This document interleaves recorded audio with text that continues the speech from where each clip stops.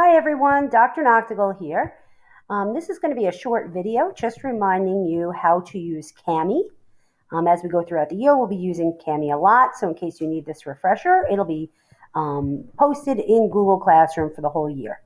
So if you remember, Kami is a tool that allows you to write on or draw on a document that your teacher shares with you, specifically a PDF document. So this is an example of a PDF. Maybe I opened up from Google Classroom that was assigned as a student. And then I want to be able to answer these questions by writing right on the document.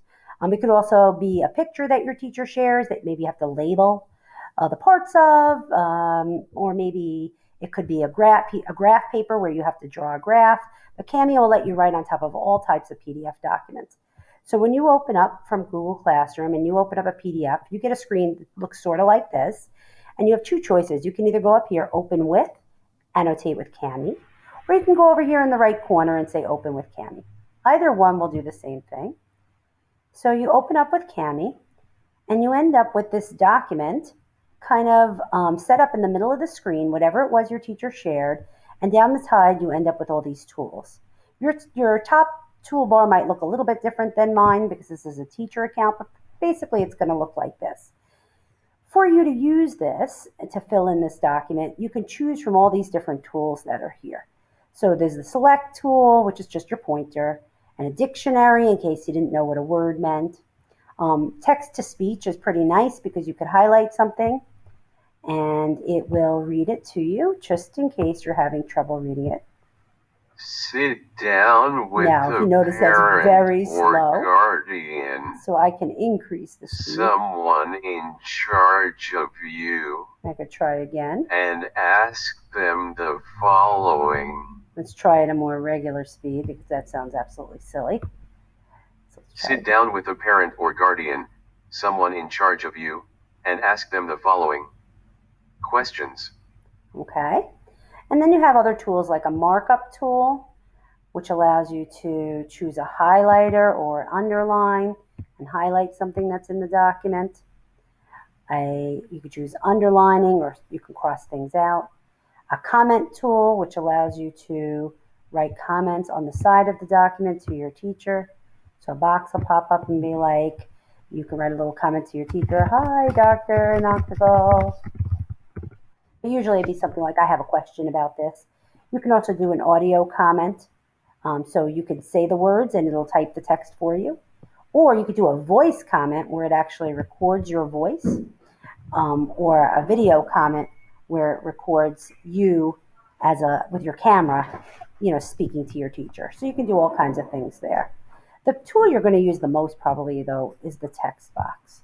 So you take the text box, and let's say you wanted to answer this question, what is your name? It's asking your parent or guardian, what is your name? Choose a size font and a color. So if the background text is in black, you might want to choose maybe something that stands out a little bit more, so unless your teacher tells you otherwise, maybe red.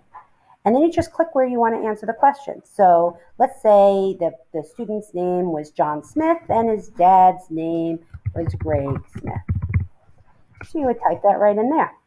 And then what is the child's name? You can do the same thing again. You could take the text box, you can make click, and you can say John Smith. So this is pretty easy to use. You can change the colors and sizes.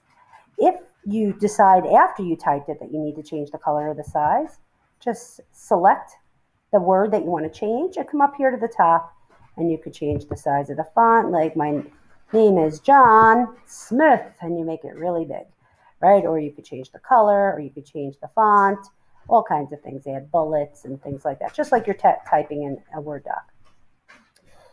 Equations is just things where you could put like fractions, and you could do some math equations and some science equations.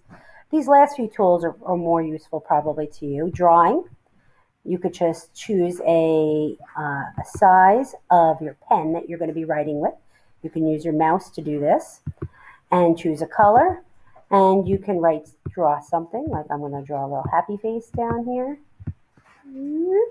Right? Or you can use a stylus or even your finger on your touchpad to do this. A shape, would input a shape around it. I don't have any questions or concerns, Dr. Noctigal, so it's just going to put a funny face there, right?